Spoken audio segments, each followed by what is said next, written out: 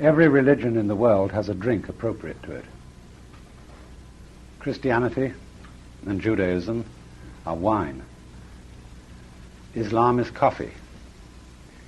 Hinduism, milk, or maybe pung. And Buddhism is tea. Appropriately enough, because Buddhism is the way of awakening. The word Buddha means the awakened one, and tea keeps you awake. Especially the kind of tea that is drunk in tea ceremony, where you don't drink steeped tea, but powdered tea, very finely powdered, which is whipped in with the water. So you drink the actual tea. And there's a kind of it called koicha, which is drunk very thick, almost like spinach soup. And that really keeps you awake. I recommend it instead of methadone. The legend is, of course, that Bodhidharma, who is supposed to have brought the Zen type of Buddhism from India to China, somewhere after 450 AD perhaps, if he really was a historical character, that one night he was meditating and fell asleep. And in a great fury, when he woke, he cut off his eyelids and threw them to the ground, and they sprang up as the first tea plant. For as you know, the leaf of the tea is rather shaped like an eyelid. And in the course of time, it became customary for Zen monks to drink tea to keep themselves awake during long spells of meditation. And as the behavior in a Zen monastery is rather ritualistic and formal, the way they drank tea became in due course ceremonious. And then, much later, the drinking of tea in this way became a ceremony also for lay people. And it was modeled in this way by the great Senno Rikyu, and from him descend at least 5 different schools of the tea ceremony through various branches of his family.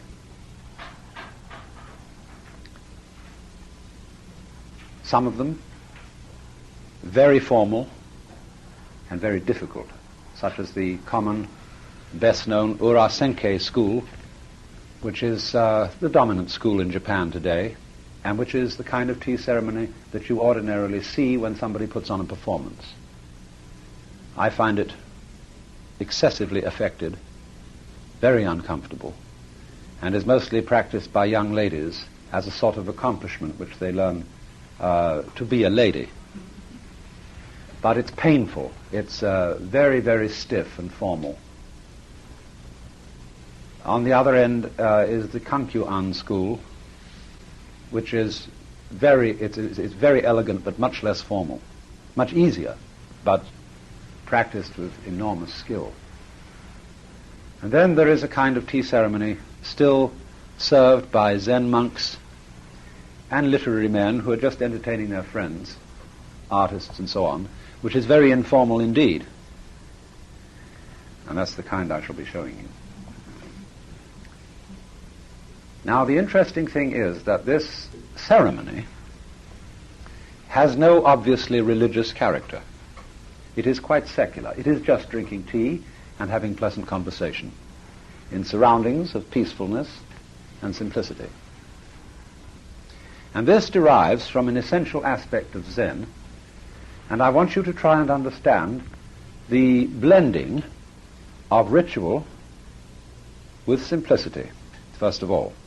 There was a Huston Smith, you know, who's a professor of philosophy at MIT, was traveling in Japan, and a Zen master was showing him around, and he noticed that every time they passed the image of a Buddha or Bodhisattva in the temple, the Zen master stopped and bowed to it.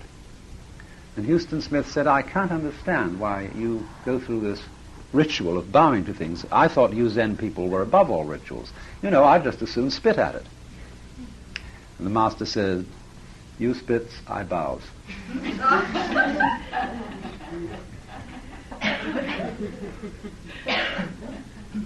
So, here is this question. Why ritual And why does Zen have a peculiar penchant for expressing itself in a secular way? Now, ritual, to begin with, is something that makes Americans uncomfortable. I remember as a minister at one time, whenever I went out to dinner, they asked me to say grace. And after saying grace, there was a ghastly silence. And I had to start the conversation flowing easily again. Because there's something, I don't know, I can't find a proper adjective for an attitude which Protestants have to ritual. They don't have much, but they have some. But when they do it, they look down their noses and feel that somehow an element has entered into things of a Godhead who is wagging the finger at you and saying, you should at this moment think seriously about whether you've been good or not. And so everybody is then reminded uncomfortably by some words addressed to the good Lord that they really are all too human after all, and somehow God makes everybody uncomfortable. That's why they're getting rid of him and announcing that he's dead. Of course, that kind of God never lived, even, except in people's imaginations. But this idea, you see, of being watched all the time by a loving but severely judging father.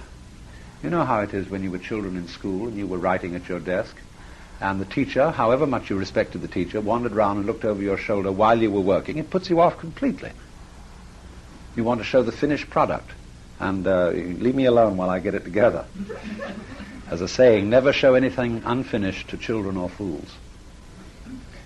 So, in the same way, this God makes everybody feel uncomfortable, and therefore any ritual in which the Lord is invoked, it makes people feel uncomfortable, and it passes on from that to many Americans are quite uncomfortable at a formal dinner. You dress up in black tie and tuxedo, and everything is served in order, and the wine is properly handled and all that sort of thing. It's very beautiful. But people feel that somehow it's affected. And Americans like to give the impression of being folksy, sincere, down to earth, no nonsense, you see. And so frills are regarded as unessential. But we have thereby impoverished our life enormously. And also, we don't handle things skillfully as a result. We are clumsy. Because actually, ritual is a mood that comes into any action performed with complete awareness. I don't mean that you stare at what you're doing and concentrate on it with effort, but a ritual to a thing helps you to do it in an orderly way, just as a practical matter, and also it is a way of turning everyday action into meditation. And Zen is particularly keen on this, that meditation is not just sitting for so long and concentrating on a koan or on nothing. Zen is everyday life, and the enlightened Zen person doesn't make any distinction between the nirvana world of final reality and the samsara world of everyday life. Therefore, to understand this, you must first realize that it is a basic principle of Zen that you're it. That this, whatever it is, to which nobody gives a name because, it's been called suchness, it's been called emptiness, it's been called the Tao, the way of nature, but it's fundamental for Zen that you do not think about it. That is to say, you don't have any concept of it. Because that which we really are, and which all things are, you might say the fundamental energy of the universe, is so basic that if you have an idea of it, it must be wrong. Just in the same way that you cannot bite your own teeth, that you cannot look into your own eyes without using a mirror, that you cannot see the color of the inside of your head. So that which is absolutely fundamental, which is you, must not be conceptualized, and you don't need to get it. You don't need to hang on to it. You don't need to cling to it, Rock of Ages, cleft for me, or anything like that. Because it's what you are, and it's what there is, and all that there is. And that's you. And it is subject to, or rather, it appears as something and nothing, as solid and space, as light and darkness, as life and death. The yang, or positive force, and the yin, or negative force, are its outward manifestation. And as you well know, you can't have yang without yin, or yin without yang. You can't have life without death, or death without life, or solid without space, or space without solid. They are polarized, like the north and the south pole of a magnet. And so, just because they go together, however different they may look, nonetheless, they are inseparable. And this indicates that there is something mysterious between them, a sort of conspiracy. But nobody can say what it is, because all thinking is either black or white, or grey, which is just a muddle. What it is in common between black and white, between inside and outside, between up and down, that can never be stated. Because everything we can talk about, we talk about it by putting it in a box called classification. We sort our experiences into pigeonholes: animal, vegetable, mineral. You see? Is or isn't. Is you is or is you ain't. And what it is that cannot be sorted into any pigeonhole, because it is what is in common between the inside of the box and the outside, we have no way of conceiving. And therefore, for this reason, Zen does not take any image, any idea, or any doctrine with essential seriousness. It has nothing to say, only to show. And what it shows you is what you see all the time and you can't miss. Because there it is, and here it is. I am it, and you are it, and he is it, and she is it, and it is it, and this is it, and that is that. That's a poem by James Broughton.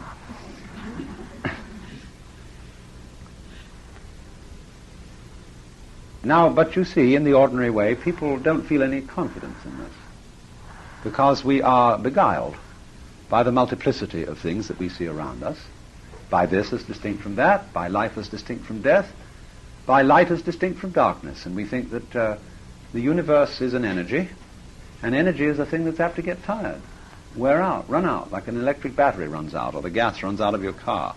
And therefore, we always feel that the universe is very precarious, and that the positive side may easily lose and fizzle out, and only the negative side will remain, and that blackness and non-being may swallow everything up.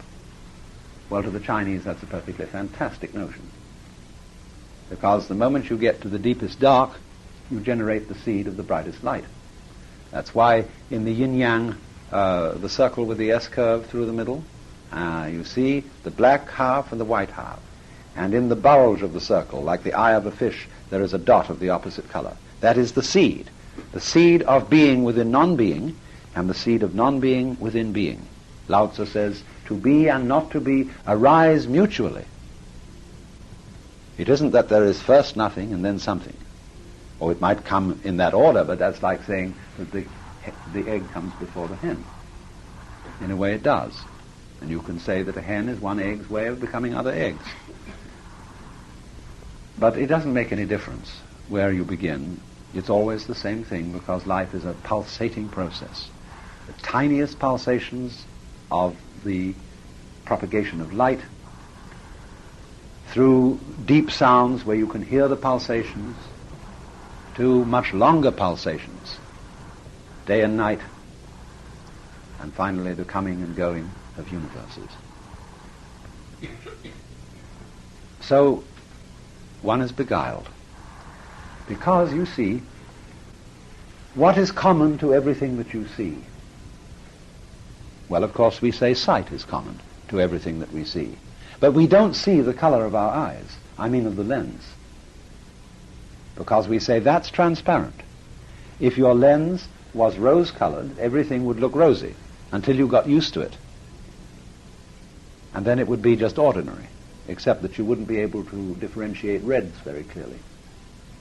If our eye lens has a color, we don't know what it is. But it's basic to everything. What is the sound of the ear? It's empty. Same way with the color of your head. It's empty. It isn't black, it isn't white. It's just empty. And so too, when you hear music on the radio or talk on the radio, that is all the vibration of the diaphragm. Every kind of sound is that diaphragm vibrating. But the diaphragm's own sound isn't heard.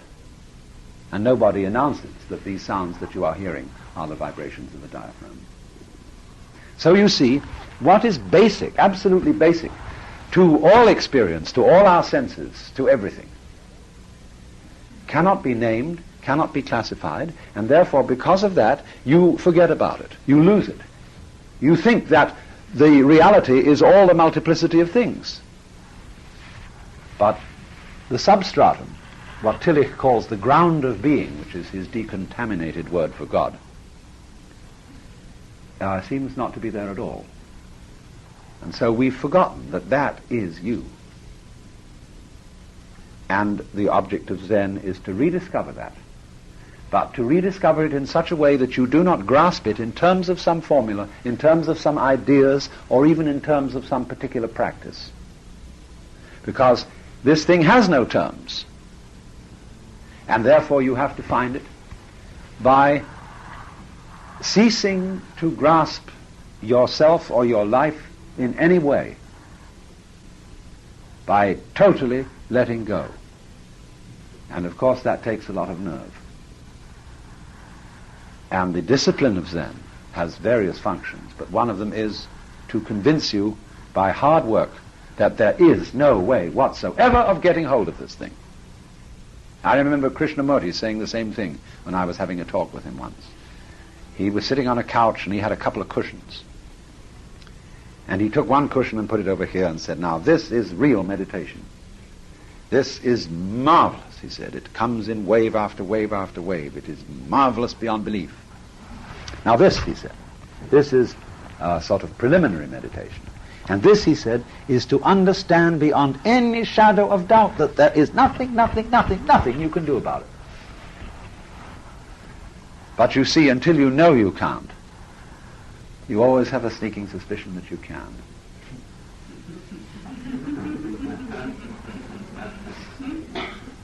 So then,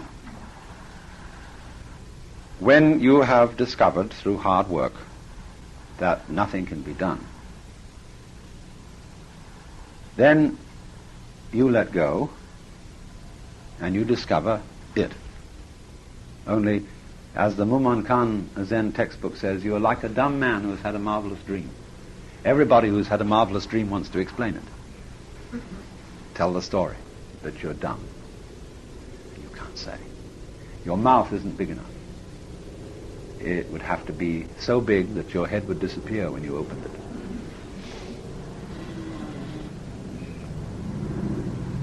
So then, when this is understood, two things happen. One, all the energy that hitherto you expended on holding on to yourself and being anxious becomes available for something else. And you feel, zoom, this huge influx of energy. And it's available for just living. Second thing is, there's a curious kind of interior quietness goes along with this energy. A sense that there is nowhere to go. Where's your rush? It's here. In other words, that this room in which you're sitting now and this particular time of day in New York City in November 1966 is what there is. Because this, the basic reality, is not in time. It's always now. You can't measure it with a clock any more than you can catch space in a sieve. It eludes all measurement. But it is just now. And here it is, you see. So we are here, and the thing is, actually, this is no different from us. I don't want you to imagine some sort of formless gloop that underlies all particularity. The particularity is not different from this, nor is it quite the same. Sameness and difference don't apply to this which is beyond all categories. But in a very real sense, this here now is it. And so, please, here you are. See? There's nowhere else to go. Nothing else to attain, or anything. You have it. It's here. So enjoy it. And then you see, when that happens, although you have an enormous energy which is available for anything you want to do, nevertheless you just don't feel compelled to get up and fidget with it. You can also just sit. And then you discover that your mind stops scheming. You see, in the ordinary way, when we just let our thoughts run around as we ordinarily do, we are constantly scheming. How to get this thing arranged, how to control that, that you shouldn't be sitting here now because there's something more important that you should do, at least be improving your mind by reading a good book. And so this constant scheming goes on, and because there is in the head a long chattering, you only see the world in a very limited way. Because when you think, your thought is always selective. And it picks out this as a thing, and that as a thing to notice, and the other thing as a thing to notice. And this is something important to do, and that is a more important event than other events, you see. And as a result, you only notice what you think about. And so you are hardly noticing at all. In fact, there's a certain noticing, you see, always means selecting. Selecting something as being important to look at or think about. But when you stop doing that, you discover that life is much richer than you thought it was. You see, when a tailor went to see the Pope, they asked him, what is he like? Oh, he said he's about a size 40. Because he sees from the point of view of his interest. And every one of us has a certain kind of interest in terms of which we see and select what we think it's important for us to look at. But the world is an infinity. There are innumerable ways of looking at it. And then there is no way at all of looking at it. And that is, of course, the maximum vision. So when you let your thoughts go, you do this by allowing them to think of anything they like. And so when thought is not being pushed in a certain direction, it eventually subsides. And you find yourself sensing, yes, hearing, seeing, but you don't think about it. You just see. You let your eyes see, look at whatever they want to look at. You let your ears hear whatever they want to hear. And you let your sense of touch feel whatever it wants to feel. You let go of it all, you see. And then in the quietude that follows from this, you make some very surprising discoveries. And these discoveries are the basis of the tea ceremony. Namely, that the most ordinary things are magical.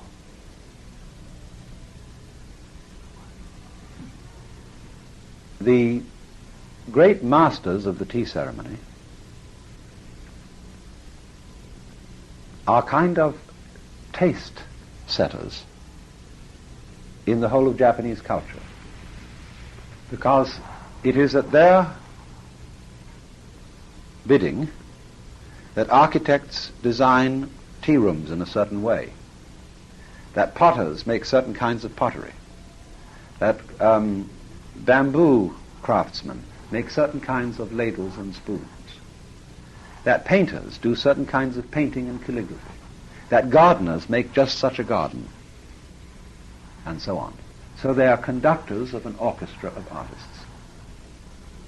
But what it was all based upon originally was that they discovered the marvelous quality of the everyday utensils used by peasants. Some of the most valuable tea bowls in the world, which now would sell for thousands of dollars in Japan, were originally nothing but the cheapest kind of rice bowls used by Korean peasants.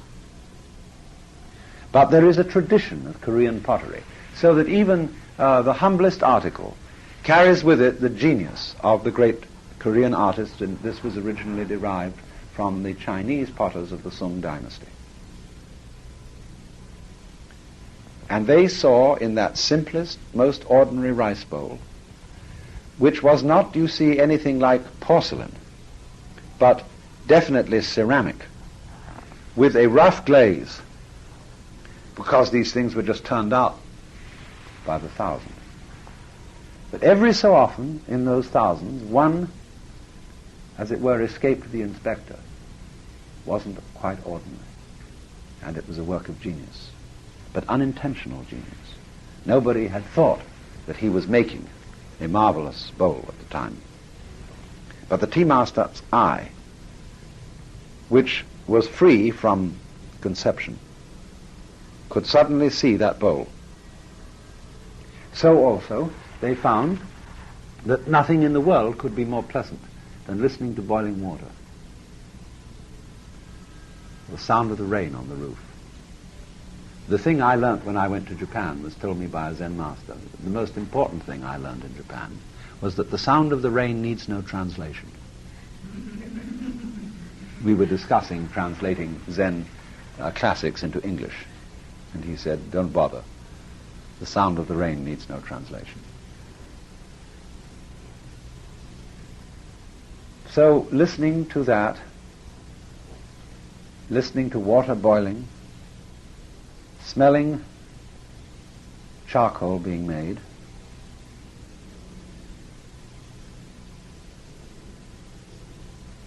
and finally making a fire, drinking tea, very ordinary, secular, everyday pursuits. They discovered that all this was really marvelous. And therefore they went against elaborate arts, very ornate lacquerware, very ornate porcelain, or very ornate clothing. And they induced in that spirit into Japanese art, which today we call shibui. Shibui is Zen taste, and it's said that the taste of Zen and the taste of tea are the same. It's a pun. In Chinese, tea is cha, Zen is chan.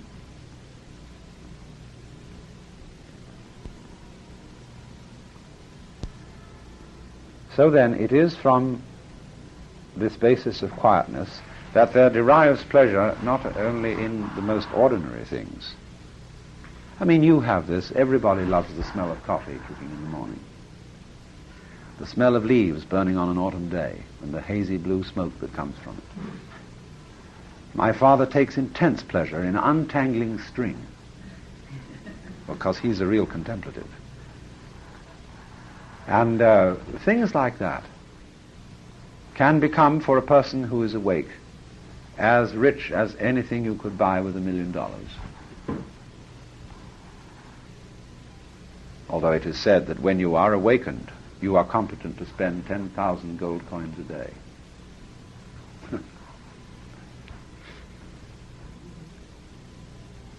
Now, also going back to ritual, out of this state of appreciation of the most ordinary things, the ritualistic attitude in using them comes. Why? Because in doing anything, you are not in a hurry. After all, it's all here.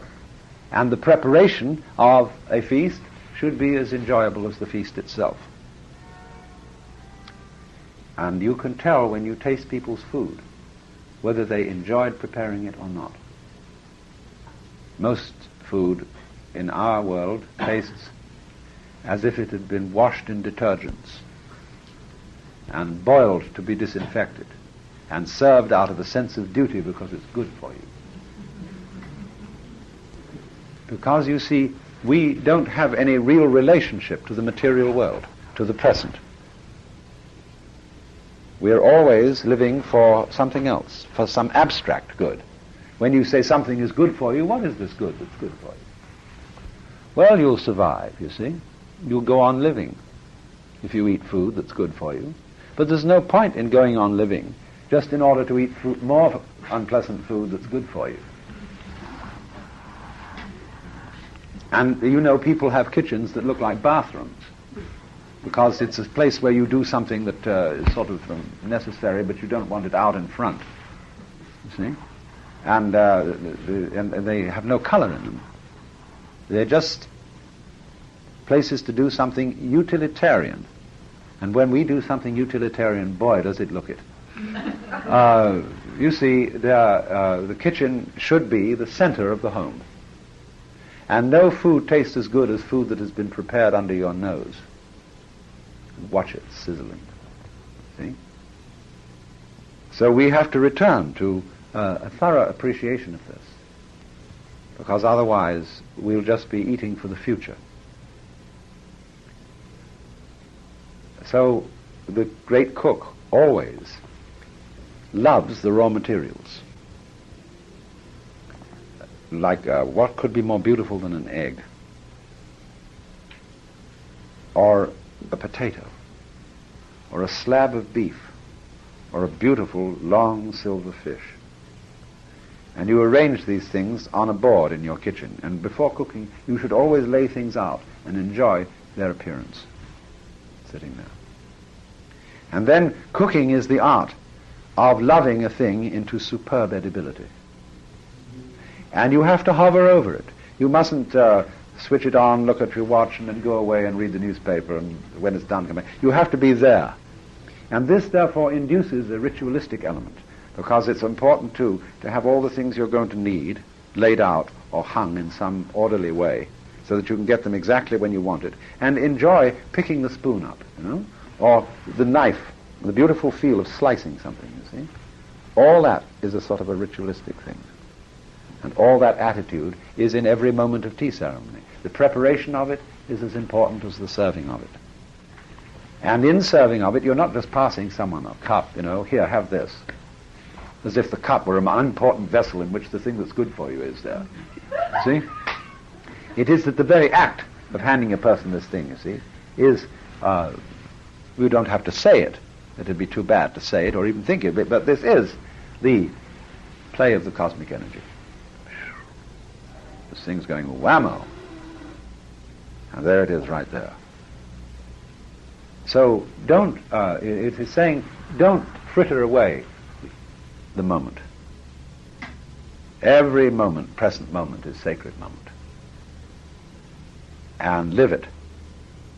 There's nothing else to do, as a matter of fact. You can't escape that. But so many people bolt their lives like bolting food. And then they wonder where it's all gone. You can, you know, slow down time. Everybody feels in a rush that time is just roaring by. Robinson Jeffers says time goes faster in California than anywhere else in America. Because that's, everybody's been following the sun. And then they got stopped by the Pacific Ocean. And then the sun went down, and they're still going west as far as possible to lengthen the day, to lengthen life, to hang on to this in the hope that somewhere along the line, someday, somehow, that great galuptious goodie you were looking for is going to turn up. Never does. Because you can't seek it tomorrow. You can only find it now.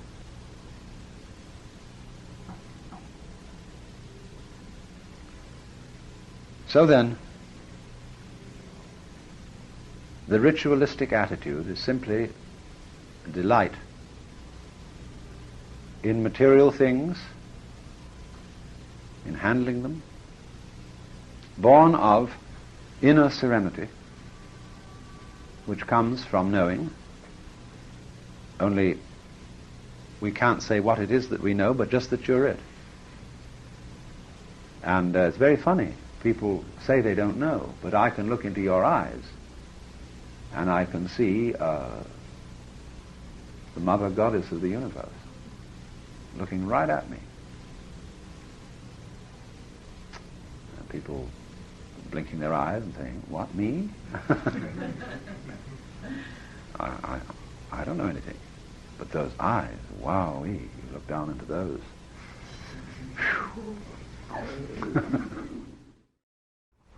Now, I was explaining to you this morning the basic connection between Zen Buddhism and the secular everyday world, in which there is no obstruction, no barrier between the sacred and the secular, the transcendent and the everyday worldly. If you see you relate to the transcendent, to God or whatever, as something that could be an object of knowledge, then you put God down among things. To relate to God as it were to another person is to ungod God and make the absolute one thing among others. On the other hand, when you leave the transcendent transcendent, you can't think about it at all.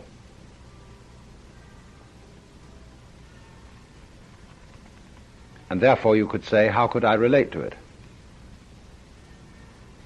Often Christians complain that you can't love an undifferentiated aesthetic continuum, or necessary being, or that circle whose center is everywhere and whose circumference is nowhere. But when you look for the ultimate reality as an object of love, something to love, you must find it not as one thing among many, but as all things. And of course that is the root of compassion as an absolutely cardinal energy of Buddhism. But the fact remains that Buddhists do not relate to the absolute as something apart from the ordinary finite world, although there is no way of thinking about it and no way of speaking of it as it is in itself. Nevertheless, you mustn't forget that it is you, the real you. You are not some people who came into this world from somewhere else altogether. And it's very silly when we identify ourselves with our particular small separate bodies or something inside them, and then say to our parents, "You got me into this mess. It was your fault that I was born." And always we are blaming our condition on someone or something else. But that's only because we have made a very arbitrary definition of who we are. You were actually the evil gleam in your father's eye when he went after your mother.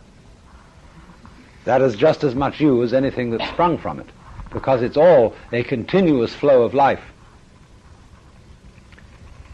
like the leap of a wave.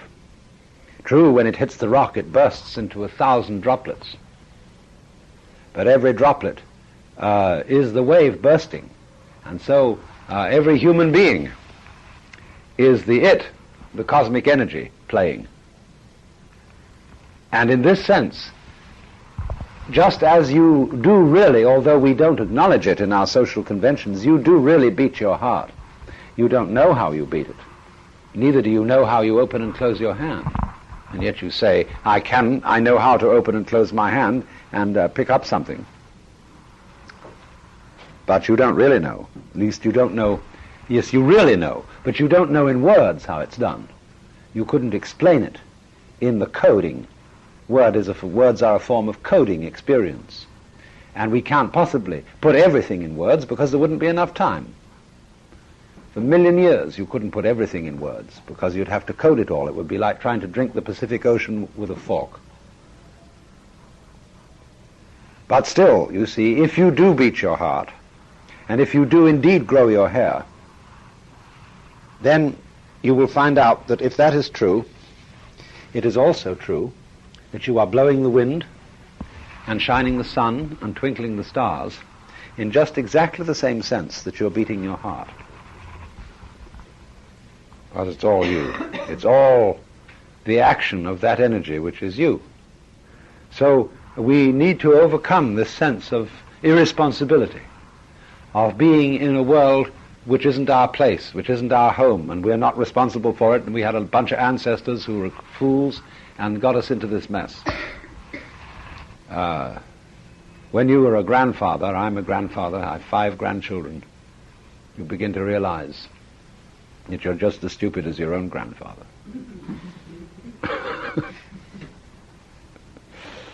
So, but the thing is,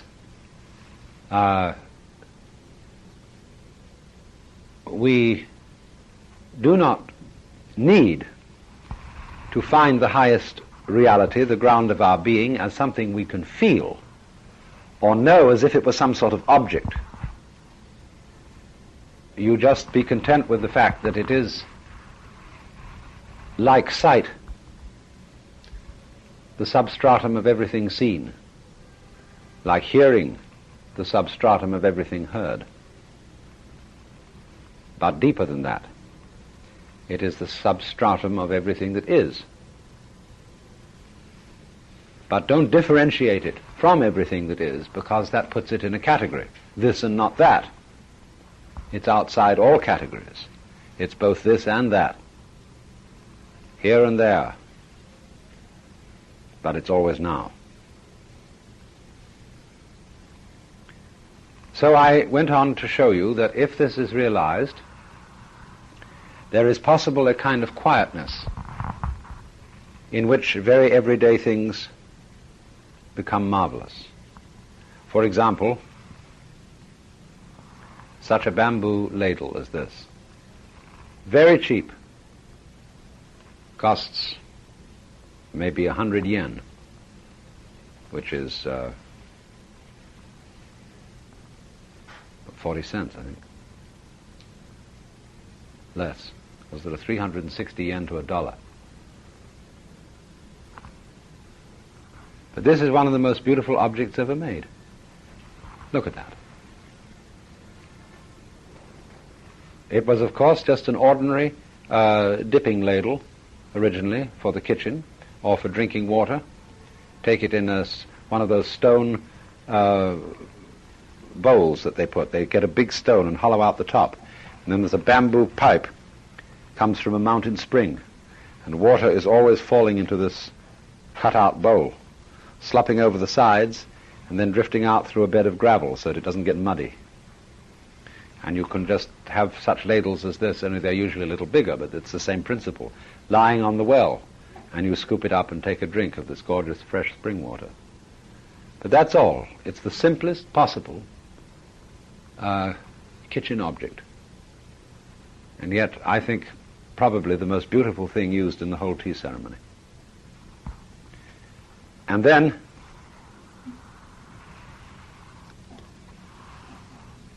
bowls such as these, which are called raku ware, and you see immediately, this is nothing special. In fact, it looks as if it were made by a child who was just starting to learn pottery. It's rough. Look, even the top isn't smooth. It's bumpy all along. It's been made by hand.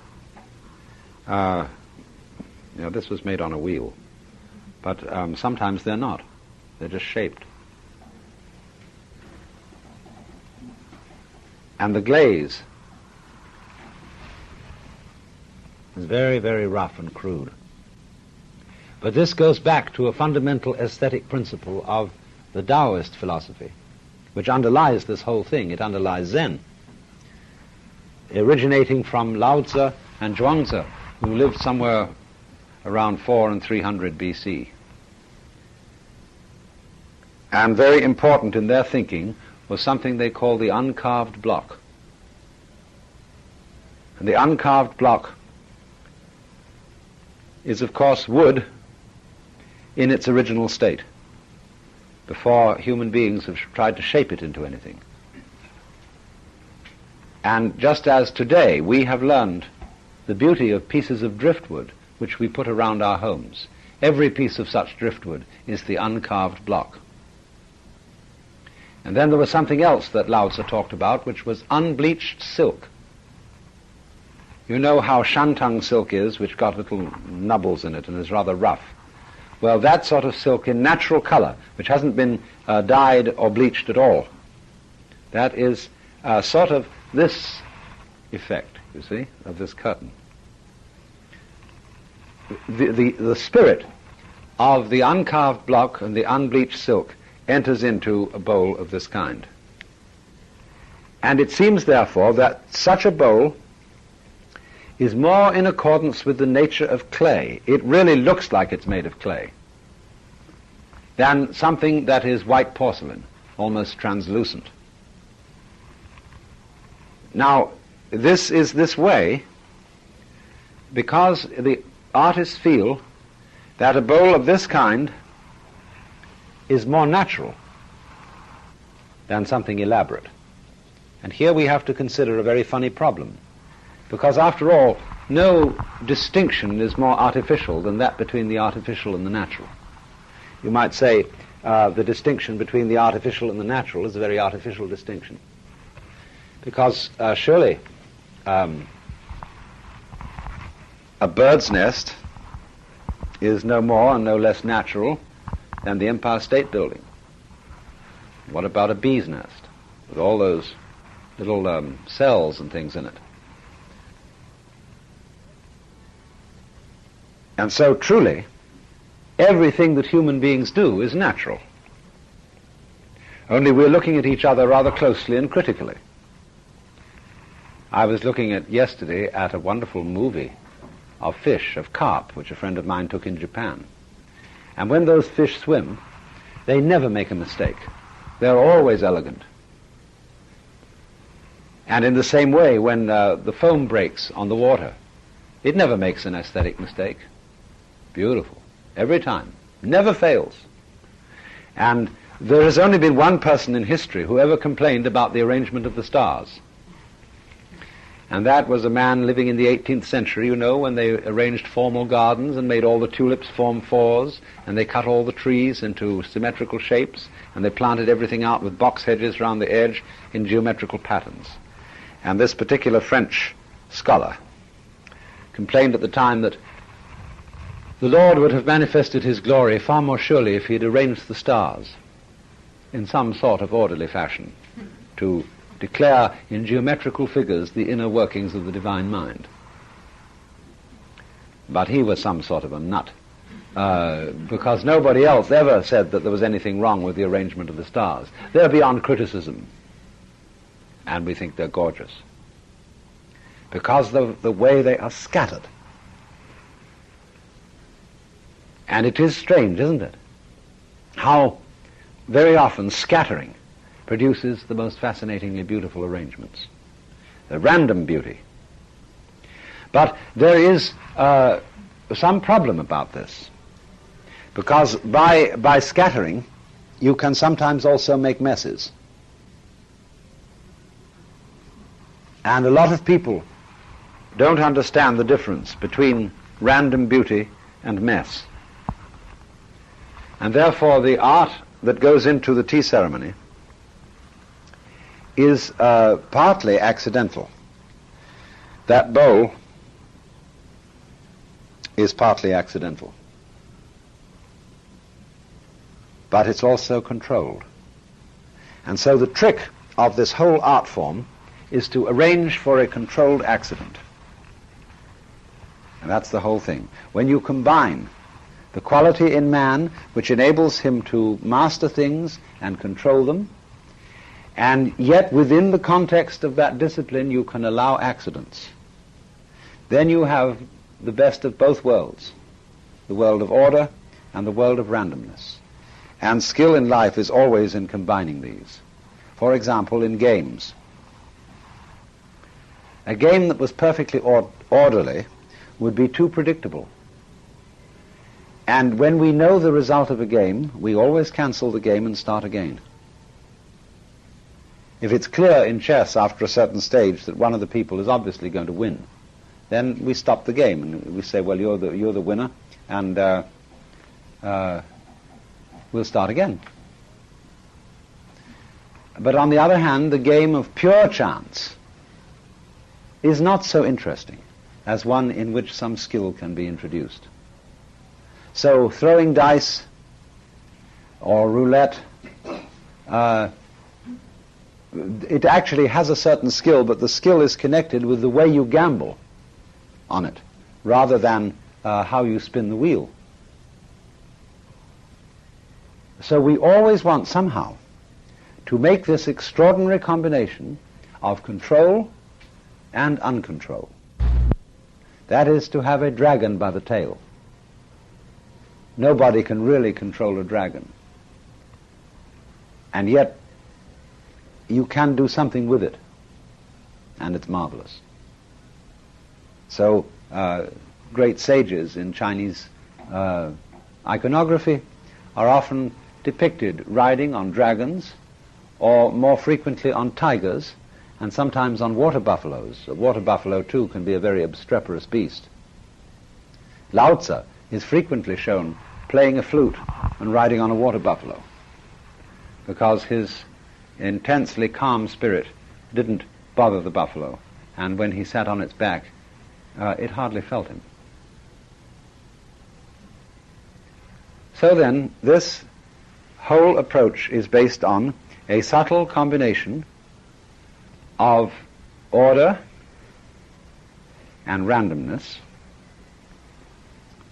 which is exemplified in the Chinese term li, which means originally the markings in jade, or the grain in wood, or the fiber in muscle.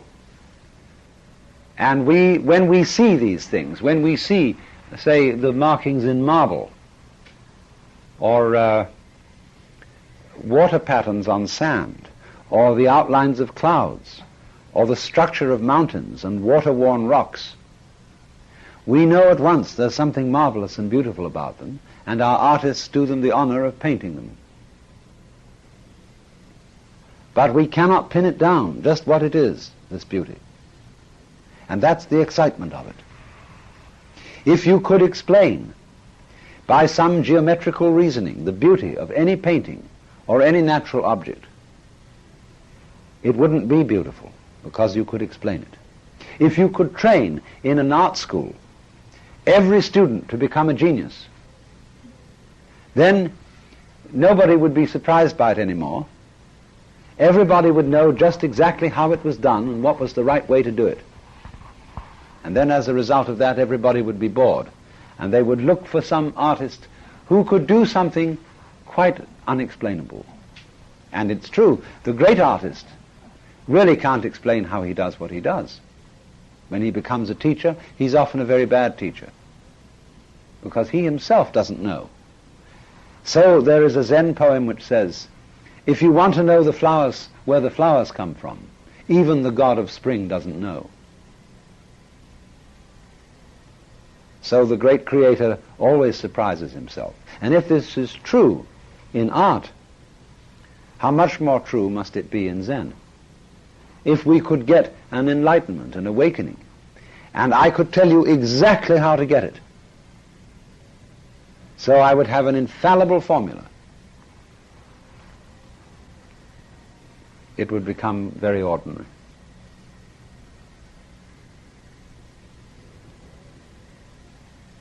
So don't please think that there is any such way. Anybody who comes to you selling you an infallible system is a fraud. And of course there are crowds of them. You practice these exercises, you do just this, what I tell you, so on, so forth, you'll get it. If you could, you wouldn't want it. Not that way. So then, in superb beauty, there is an element that cannot be defined in analogy with the fact that the root and ground of the world cannot be defined.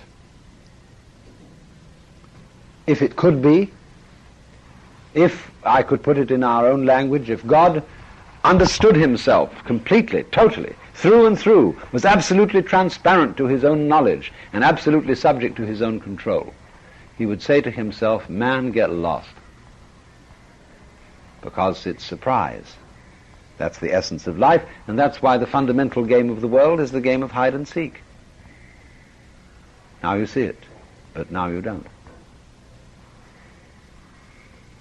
And it's that, you see, it's the hide and seek that keeps the world going round and generates the yang and the yin, the positive and negative, controlled and uncontrolled, order and randomness, light and darkness. So that principle of order plus randomness equals beauty as distinct from mess is basic to all Far Eastern aesthetics. And connected with it, there is another principle surrounding everything here, which is called Yugen. And this is made up, this word, of two characters, one of which means mysterious, and the other means profound, or obscure even. And what is Yugen? Well, the great playwright Sayami gives some definitions of Yugen, but they're all images. He doesn't really tell you what it is. Sometimes it's called a flower growing from the rock. But he says, Yugen is to watch the sun go down behind a hill covered in flowers. It is to watch ships far out in the ocean,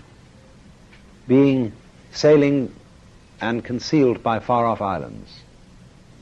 Yugen is to watch wild geese, seen and lost in the clouds. It is to wander on and on in a great forest without thought of return. What is the connection between these images? Well, I think you can feel it, even if you can't put your finger on it. Another poem with much Yugen in it is Basho's haiku. This is all there is. The path comes to an end among the parsley. Now, do you remember as children mysterious paths that you often wondered where they went to and you never explored? And do you remember sometimes you got the feeling that when a path took you to a fence and there appeared to be a dead end, that there was actually some sort of a secret door which you couldn't quite remember how to get through, but there must be something there? And I have seen a Japanese garden and temple all designed and put together so as to give the impression of gates going somewhere or other. Even if it only just went round the building, there was always the impression of a lead out to something beyond, beyond, beyond, beyond.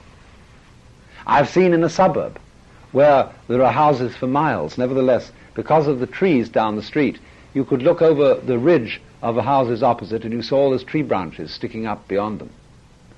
And it suggested that beyond that row of house there must be forest and fields and the open. Don't you look out to sea? Way, way down to the south, say, there are great clouds floating, and your mind is drawn out across horizons to heaven only knows what islands, what mysterious places. And it's that feeling of, ooh, like that, drawn out into the mysterious, you see, that is yugen. We don't give it away. We don't take the journey. It always remains there as a potentiality, as a bottomless mystery. And it's true, you see, that that is always there. One will never get to the end. You will never finish psychoanalysis. You will never get to the bottom of the unconscious.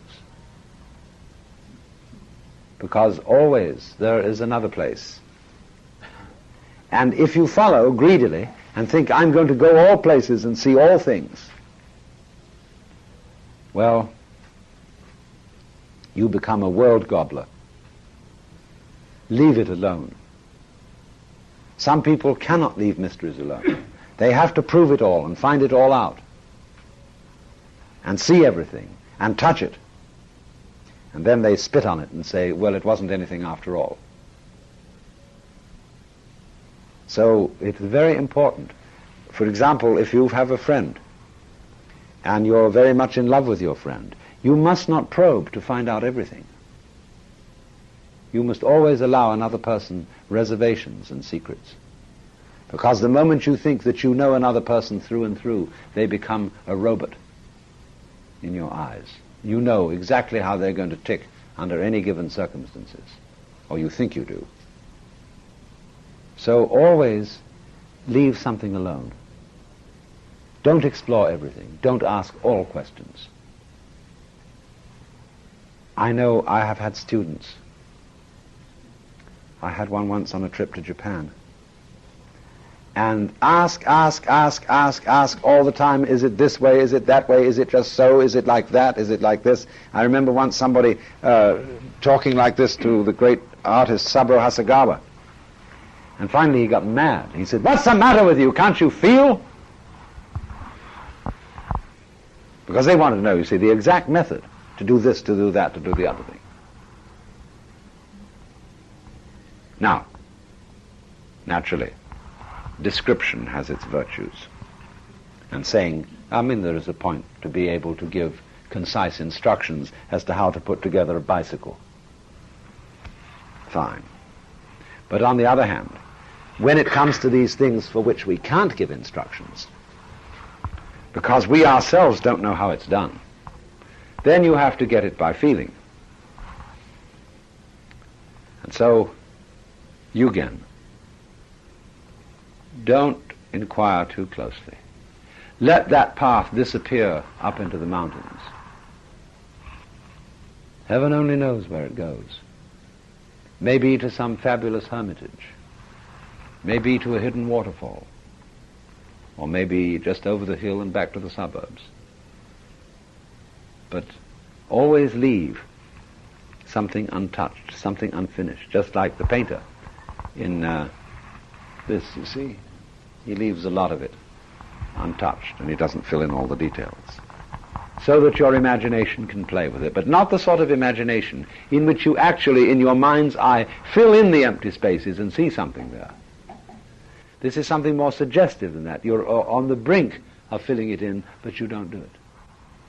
And therefore the quality of yugen prevails. And then, very important for the atmosphere of tea is a feeling that the Japanese call sabi.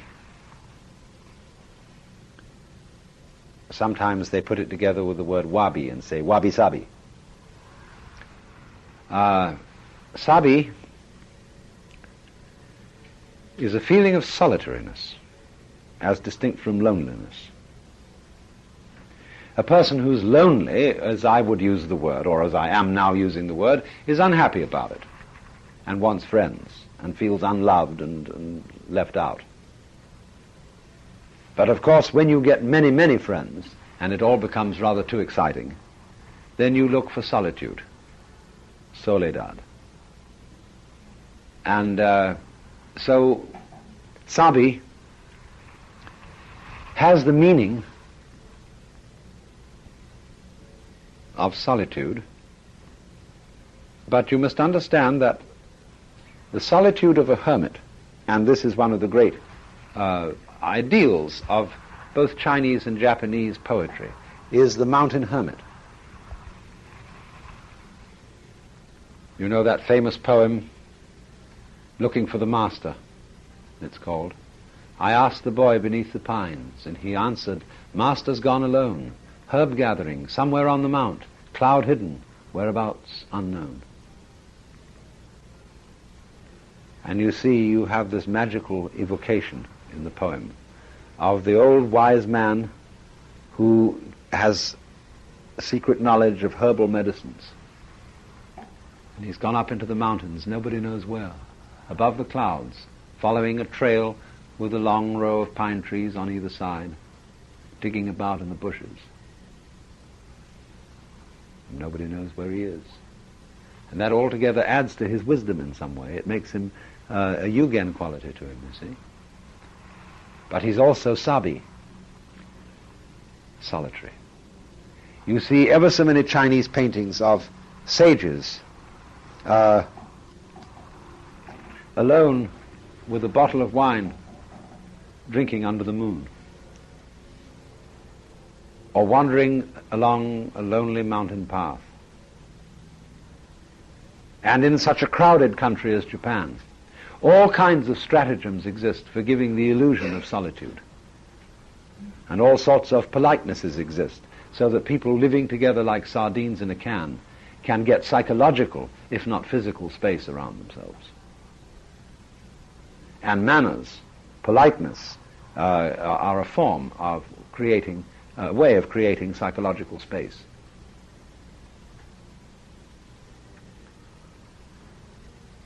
So sabi is sometimes represented in the painting of a solitary crow on a branch. And when you, sometimes in the late autumn, you're out in the fields in the evening, and there's just one crow, you know, goes overhead, you think maybe he's going home, maybe not. But that feeling of the one crow creates the sensation of sabi. So for the tea ceremony, the whole setting in which it's given is intended to create the sense of sabi, of solitariness, of being away from it all. Now, today, among the Americans, and indeed the British, and I suppose the French and the Germans, sabi is regarded as a sort of escapism. If you go off to get away from it all, that's a little bit ignoble. It's like getting drunk to forget one's miseries. And people are constantly lecturing each other on how they ought to face facts all the time. And because if you're escaping, well, an escape shows that you're weak. It shows that you have a defective sense of social responsibility. I think this is a lot of nonsense.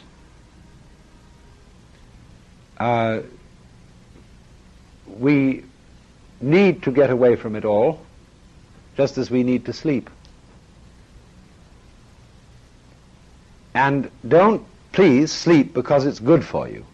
I mean, this whole thing that I was explaining this morning in connection with food, about doing things because they're good for you, is in fact not to do those things which are supposed to be good for you. If you get away from it all, simply because you feel that you need a rest and this will help you to get back to work with greater vigor, you are not getting away from it all. If you play in order to do your work better, you are not playing.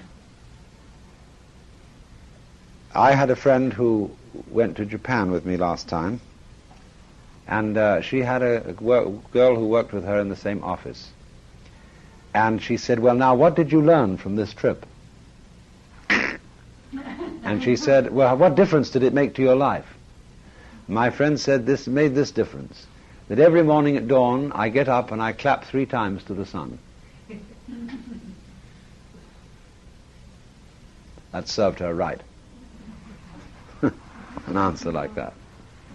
And because of this, we have a terrible intensity of being useful, of being constructive. This dreadful word, creativity, that's being kicked around, you see. All that you should be making the world a better place than when you came into it. Now, that's one of the ways to make it a little worse than when you came into it. It is necessary for us, very necessary, to let up and stop being on a perpetual crusade to improve ourselves and the world. We should escape from that very often and not have any sense of guilt about it. Because when we carry on like this, with this crusading attitude, that we're always improving something and always making it better and so on,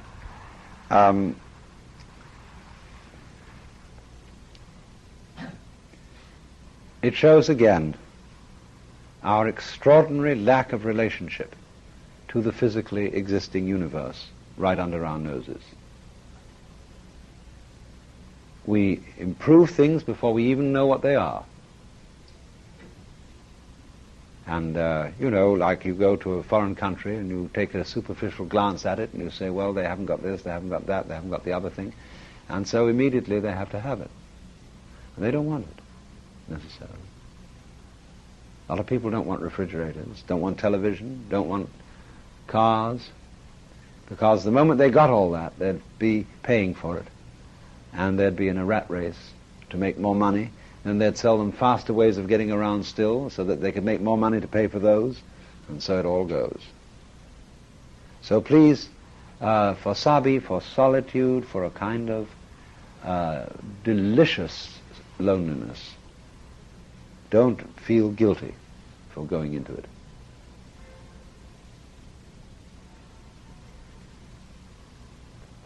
Then simplicity comes as next in the order of aesthetic canons. This is sometimes equated with poverty, only poverty in a very special sense of the term, rather like Franciscan poverty. There is, you see, such a thing as grinding poverty, where people are starving and there's nothing to eat. This is not that kind of poverty. It's a different kind.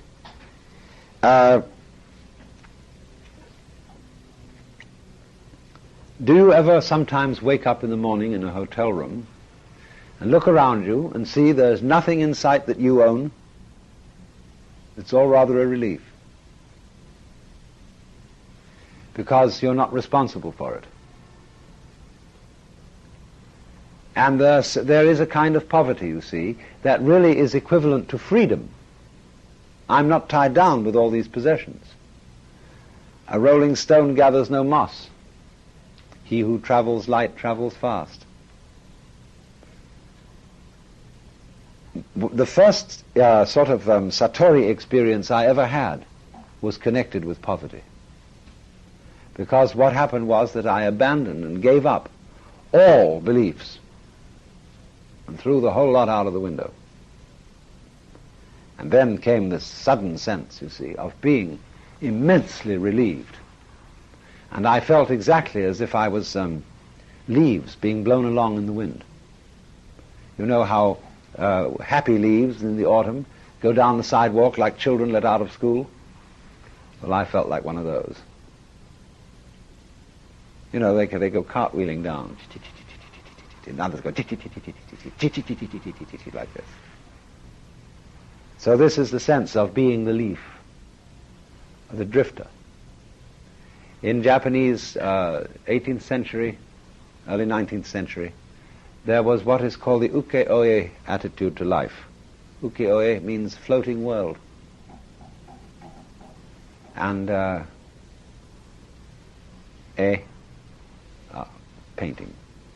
And so the great color print artists like Hokusai and Hiroshige all represented the Japanese bohemianism. Hokusai was a sort of very, very high-class bum. And they never saved any money. They didn't have much, but what they had they spent. And they just went along taking each day as it came and not worrying. It's amazing how you can get by with that, you know. Something will turn up, sort of thing. Because worrying about it makes very little difference to actually getting anything or getting anything done. Rather, on the contrary, it gets in the way. So this attitude of simplicity or poverty is to be free-floating, uncluttered. Now, as a matter of fact, it isn't always successful. I have been in a tea master's house where in the main rooms everything was beautifully shibui and empty and lovely spaces. But my wife, Jano, was snooping around. She does this. And across the garden she went into a small tea room and saw there was a sliding screen at the back, and she pushed it open and peeked inside. And there was a great big room furnished in Western style, heaped with boxes and papers and mess all piled high. And the master was right by her, and he quickly closed her. Oh, no, he said, mustn't sit there. You see, in almost every household there is a closet for skeletons and a sort of unconscious for repressed property where things have to be stored in case they come in useful someday. I don't know if that can be avoided. It's like the bag carried around by Hote, the fat, laughing bum, and he is like a child because he picks up everything that's at all interesting and puts it in the bag, but he gives it away to children. So he's a sort of Far Eastern Santa Claus. Poverty is called in Zen filling a well with snow. That is to say, laying no claim to the meritorious deeds that you do. In other words, in Zen Buddhism, you're not like most Buddhists trying to pile up good karma for your next incarnation, and therefore doing all sorts of meritorious deeds in the hope that you will be rewarded in the next life. So when the Emperor Wu of Liang interviewed Bodhidharma, the emperor said, "We've endowed monasteries and ordered scriptures to be translated and done all this. What merit?" And Bodhidharma said, "None whatever." And the emperor was horrified because he thought the whole point of Buddhism was acquiring merit. So he said, "Then what is the first principle of the sacred doctrine?" And Bodhidharma replied, "In vast emptiness there is nothing sacred." So that vast emptiness, you see, again implies the idea of spiritual poverty. Or again, simplicity. It's as if you see, you suddenly became simple. You don't know your name. You don't really live anywhere. You don't claim anything. You're not anybody special. You have no particular virtues, no really sensational vices, because that's a way of recognition too. You're just what they call in Zen an unsui. That means cloud water, and is the name given to a Zen monk because he drifts like a cloud and flows like water. This, you see, is the life of insecurity, the life of not constantly defending oneself by possessions against inevitable mortality. Because the world in Buddhism is seen as a flow. And get with it. Because if you resist it, you'll be a mess. So this leads me to another quality. It's called in Japanese furyu. It's very difficult to translate. It means literally wind flow. Although fu, wind, has the general meaning also of atmosphere. What is your household wind means, in Zen, what is the particular style of your school of teaching? And so Fu has the same atmosphere of style. Ryu means flowing. Now, Furyu is in the dictionaries translated as elegance, but this is misleading. Furyu is when, for example, you see somebody fishing. Now, of course, if he's a serious fisherman, he's just fishing to catch fish. But there's something kind of unconscious about that. And it is so often true, you see, that peasants don't appreciate the countryside at all. I remember in England, the fields being tilled by peasants who were wearing an old Sunday suit, black, with a striped shirt, with a collar button and no collar, and a derby hat, old derby hat. And they looked about as incongruous out on the countryside as you could imagine anything could look. You know, an old business suit while you're ploughing the fields, and a bowler hat, derby. Gee! So in this way, the peasant often doesn't recognize what he's got. And the fun of things, you see, is to know it. So Furyu is the fisherman, for example, who is sitting there fishing in the evening, not seriously trying to catch fish, but just digging the scene, the quietness. That's a kind of Furyu. But basically it means flowing, the style of life in which you flow with the Tao. A follower of the Tao is called a Daoryu. Doryu in Japanese, Doryu. Liu in Chinese, Daoryu. And that's a Feng Liu, Furyu in Chinese. Feng Liu. But he who is flowing with the Tao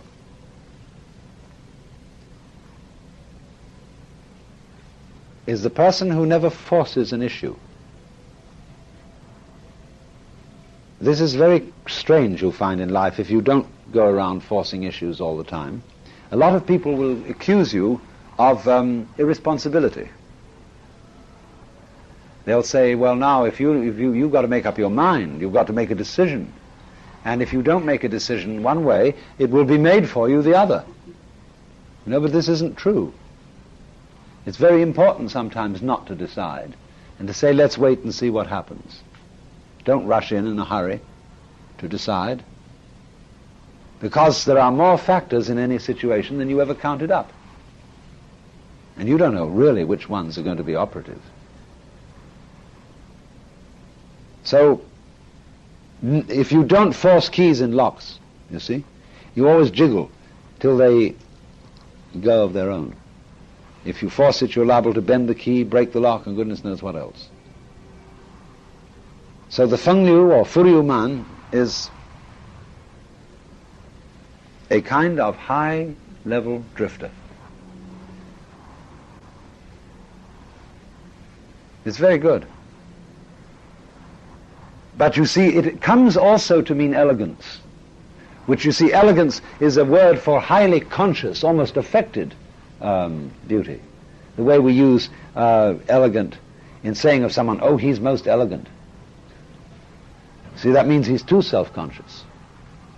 But so if we stop short of that meaning, even though a crude translation would tend to bring it to that, what we get to is what we call uncontrived elegance, natural elegance, as of a tiger.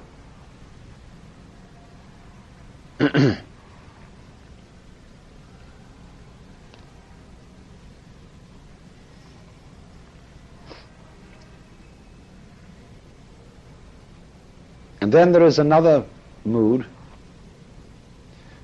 peculiarly related to poems of autumn, when one naturally has his mind on the dying year, surrounded by all the gorgeous leaves and some bare branches. Well, when you've turned the clock back, you know, and it gets dark early, you feel the sort of sadness of the fall coming on, entering into winter. And this is called in Japanese aware. And this word aware isn't quite nostalgia.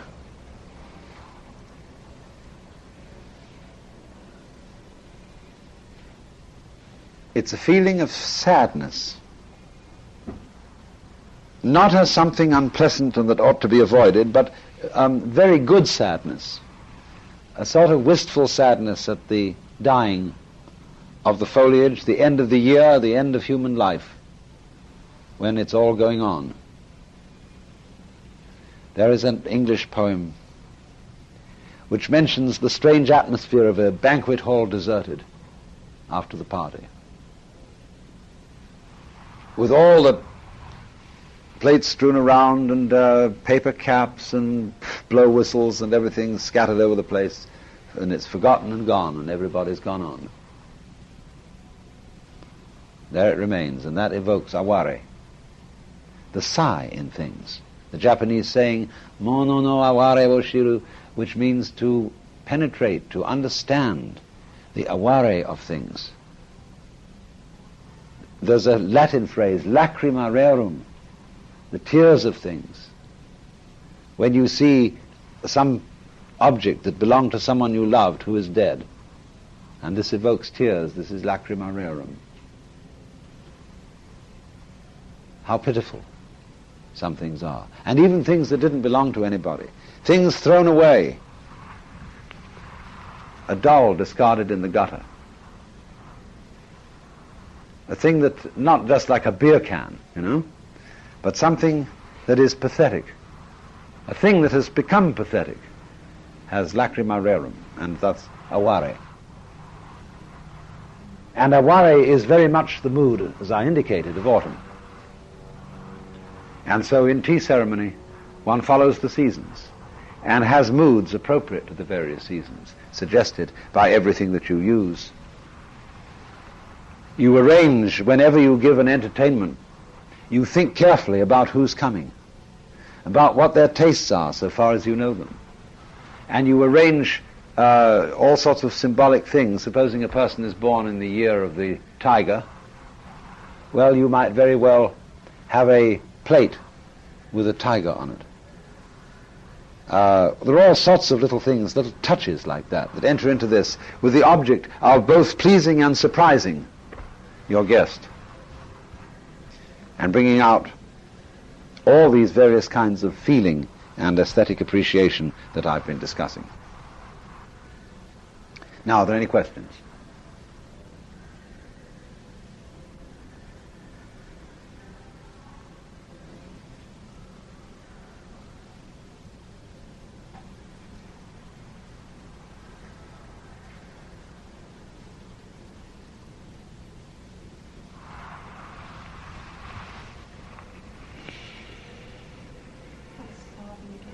Sabi is solitariness, peaceful solitude.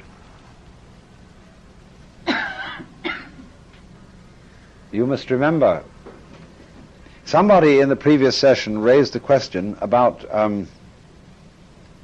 the noises going on around here.